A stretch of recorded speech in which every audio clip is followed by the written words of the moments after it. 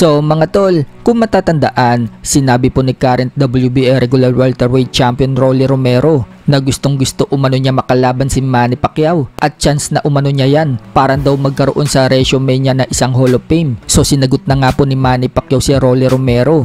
Nang ma-interview po kasi si Manny Pacquiao ng Fight Hype, tinanong si Manny Pacquiao kung ano ang masasabi niya sa pahayag ni Romero na gusto nito magkaroon sa resume niya ng Hall of Fame. Sagot ni Manny Pacquiao, yun daw kung tatalunin siya ni Romero. In this resume, if he can beat me.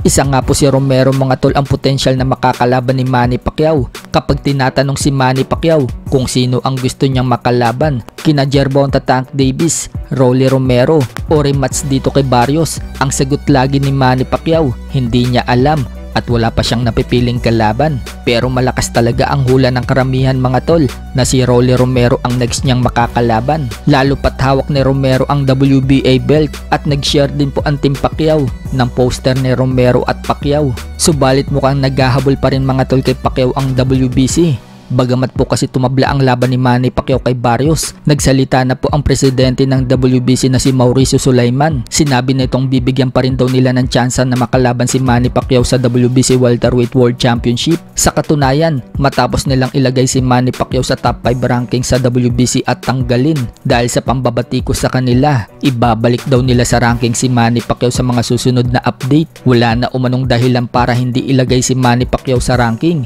dahil sa ganda ng performance na ipinakita ni Manny Pacquiao noong linggo. So marami ngayon ang bumubukas na oportunidad kay Manny Pacquiao. Siya pa rin ang hinahabol. Iba pa rin kasi talaga ang value ni Manny Pacquiao. Kapag siya ang makalaban mo, malaki talaga ang kikitain.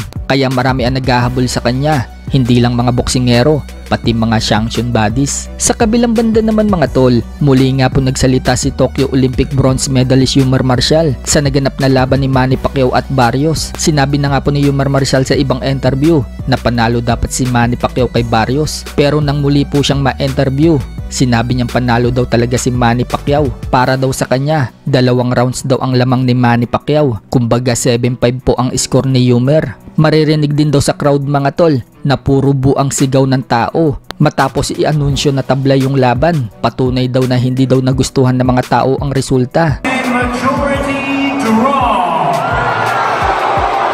Pero ang kinagandahan daw dyan mga tol, parang naging reunion daw ng mga Pilipino ang boxing event. Sobrang dami daw kasi ng mga Pilipino na nanood sa laban. Diyan daw kumukuha ng lakas si Manny Pacquiao, yung buong suporta ng mga fans sa kanya. Para nga daw si Son Goku si Manny Pacquiao na kinukuha yung spirit ball para lumakas. Ganyan din daw si Pacquiao, sa mga tao niya kinukuha yung lakas. Kasi si Son Goku, ayun, aba, yung kinukuha yung mga lakas ng mga spirit ball. Oo, yung mga ganon.